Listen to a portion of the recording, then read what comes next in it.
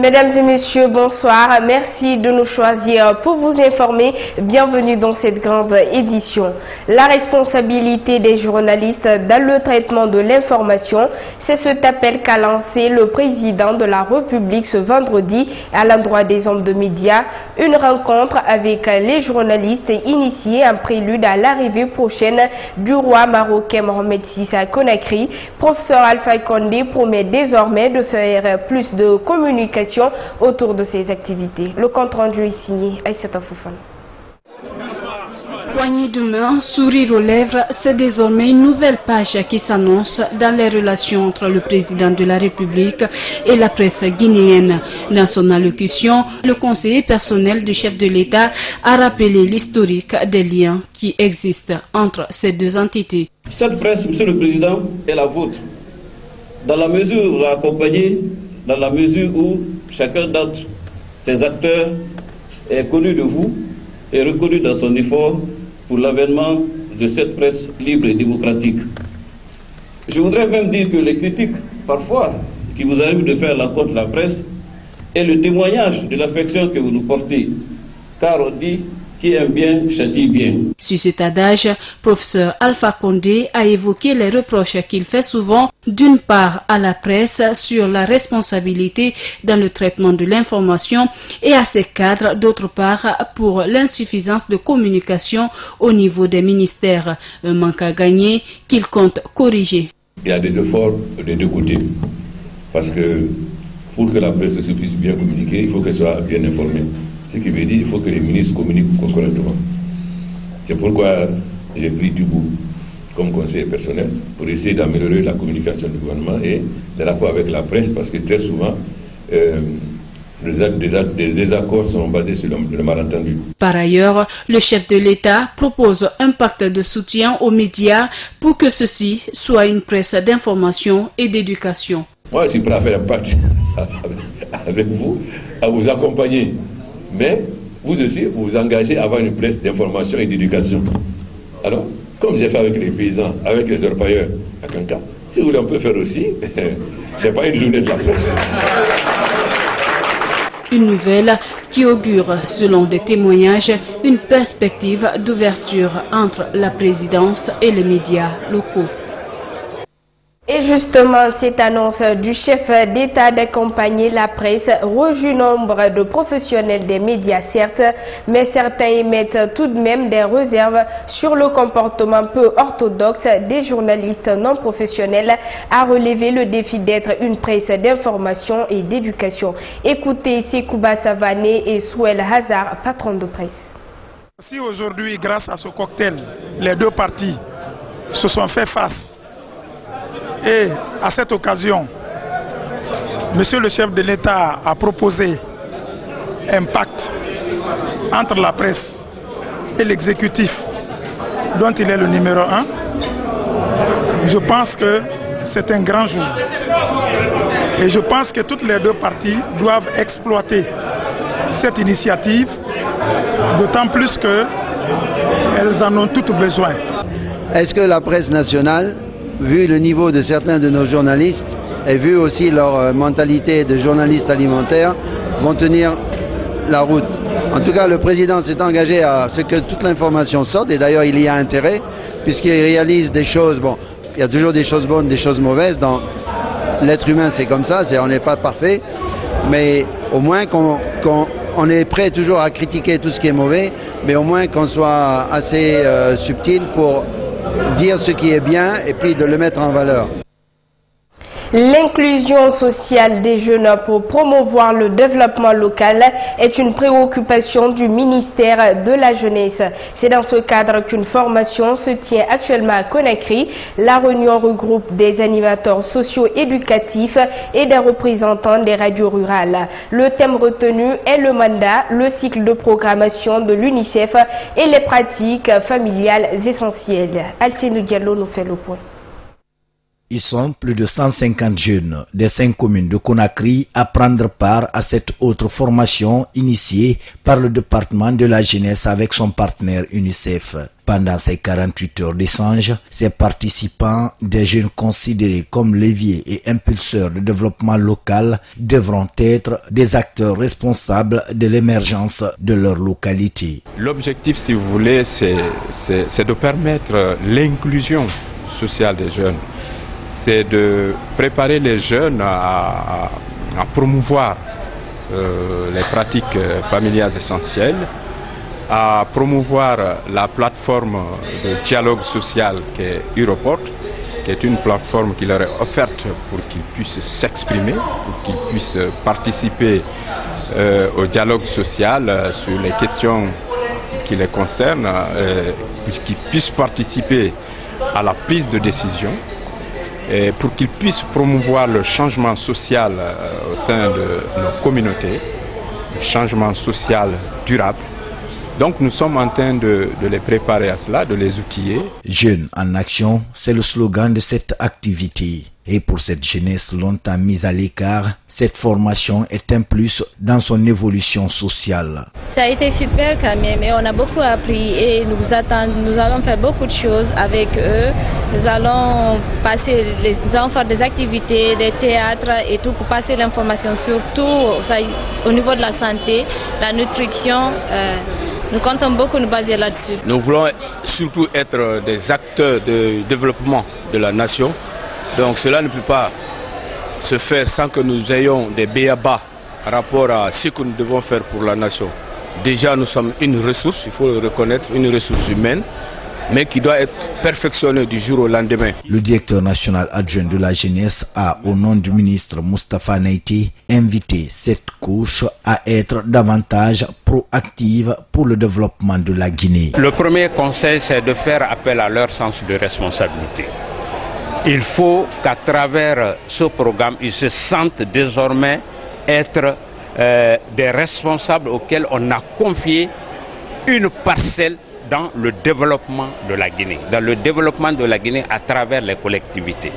Donc le premier appel, le conseil d'ailleurs que je leur donne, c'est d'avoir en vue cette responsabilité-là et de pouvoir l'assumer à la satisfaction du gouvernement, n'est-ce pas, et ses partenaires. Après donc les 7 régions administratives du pays, c'est enfin l'étape de Conakry qui complète à 850 des jeunes qui vont bénéficier de cette formation.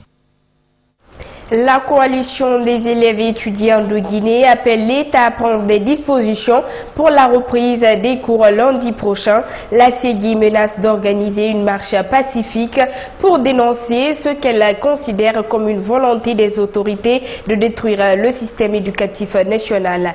Kerno Amadou Saleh Diallo est le porte-parole de la dite coalition. On l'écoute au micro de Salou Lumboulou.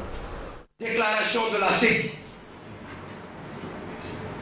La coalition des élèves et étudiants de Guinée, en abrégé CEGI, a pris acte de la décision des autorités en charge de l'éducation nationale d'arrêt des cours dans toutes les institutions d'enseignement, à savoir le préuniversitaire, supérieur, technique, professionnel, et de la volonté affichée de destruction de l'éducation nationale, se justifiant par le manque de compromis entre l'État et les syndicats. La coalition des élèves et étudiants de Guinée, en abrégé CEGI, convaincue que l'éducation est la base de tout développement durable et harmonieux, et que cette éducation n'est ni un droit, ni un devoir, mais plutôt une obligation pour tous, appelle l'autorité public à prendre toutes les dispositions nécessaires pour la reprise des cours ce lundi 20 février 2017. En cas de non-ouverture, la CEGI, par la même occasion, appelle tous les élèves, les étudiants et les parents ce même lundi, en toute responsabilité, à sortir pour une marche pacifique réclamant notre éducation sur toute l'étendue du territoire national. Les membres de la plateforme des jeunes leaders de l'Axe pour la démocratie et le développement étaient face à la presse samedi à Conakry. Objectif, présenter leur ONG à l'opinion publique, sa mission et ses ambitions. Cette initiative est née des différentes formations reçues du projet La Baïonnette Intelligente. C'est un compte rendu de Mamadou Alpha. Si depuis toujours le tronçon Hamdallah Bambeto Koza est qualifié par certains comme l'axe du mal, aujourd'hui c'est une image que des jeunes de cette zone veulent corriger. Cette ambition se prouve par la naissance entre autres de cette plateforme composée d'une vingtaine d'associations. Cette plateforme qui rassemble une vingtaine d'associations est dirigée par un bureau exécutif de 9 membres élus pour un mandat de 2 ans. Une fois renouvelable. Tous les membres de la plateforme participent à la promotion de cette dernière, à la réalisation de ses activités et de son programme sur la base du bénévolat. L'objectif de la plateforme est d'unir les jeunes de Guinée autour de la construction ensemble d'un état de droit. À ce titre, la PJDD se veut comme la locomotive de la démocratie en Guinée. Les membres de cette structure s'engagent pour l'égalité en droit des citoyens, la non-violence, la tolérance, le dialogue et la solidarité. Et les initiateurs se disent apolitiques. La plateforme des jeunes leaders de l'Axe pour la démocratie et le développement n'est alignée ni derrière l'opposition, ni derrière la mouvance. Toutefois, au-delà de ses propres actions, elle est prête à soutenir toutes les revendications qui correspondent aux valeurs qu'elle défend. La création de cette plateforme est le fruit du projet de la baïonnette intelligente, un projet qui a procédé au renforcement des capacités des jeunes de l'Axe sur les droits de l'homme et la citoyenneté. Depuis juin 2013, la baïonnette intelligente accompagne les jeunes leaders de l'Axe Hamdallah Bambeto jusqu'à Kabelin dans le cadre de la culture de la lutte non violente, dans notre esprit de la construction de ce véritable état de droit sans violence en République de Guinée. Bien, aujourd'hui, la plateforme étant déjà légalisée, nous sommes venus faire ce baptême de fait pour expliquer à l'opinion publique nationale et internationale que cette plateforme existe et qu'elle est prête à promouvoir la culture de la lutte non violente, la promotion et la protection des droits de l'homme, bref, la construction de ce véritable état de droit sans violence au bénéfice des populations guinéennes. La PJDD lance un appel aux autorités, aux institutions nationales et internationales à les soutenir dans la mise en œuvre de leur programme.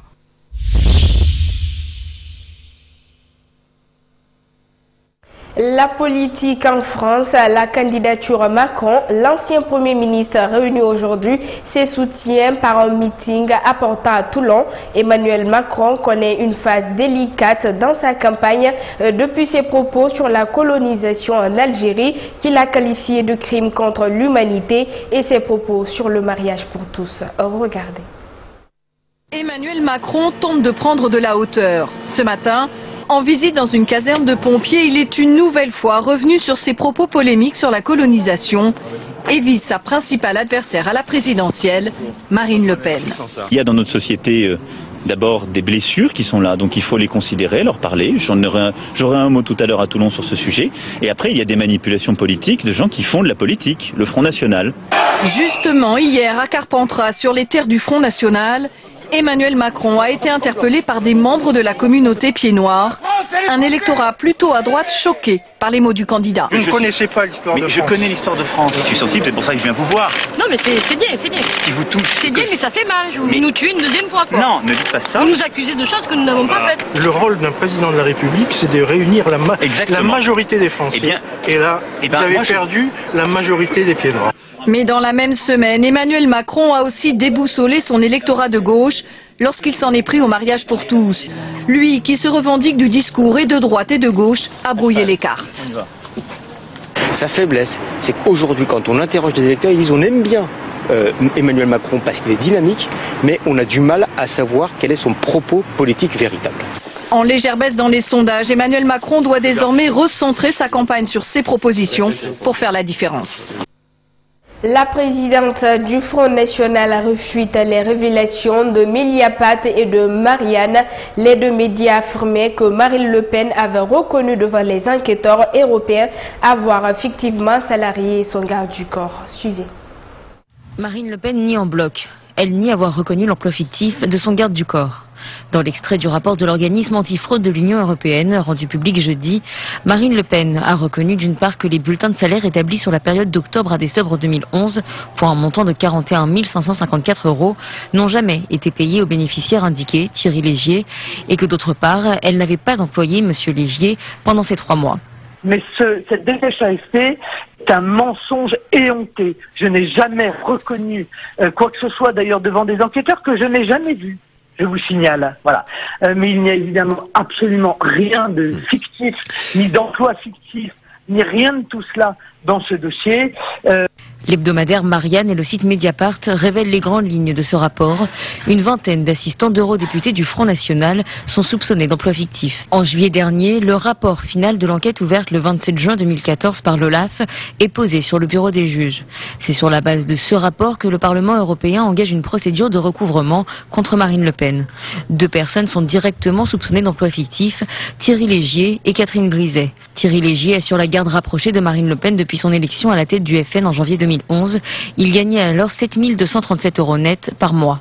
Une rémunération jugée extrêmement élevée par les enquêteurs. Quant à Catherine Griset, les enquêteurs doutent de son activité réelle, selon les termes employés dans le rapport.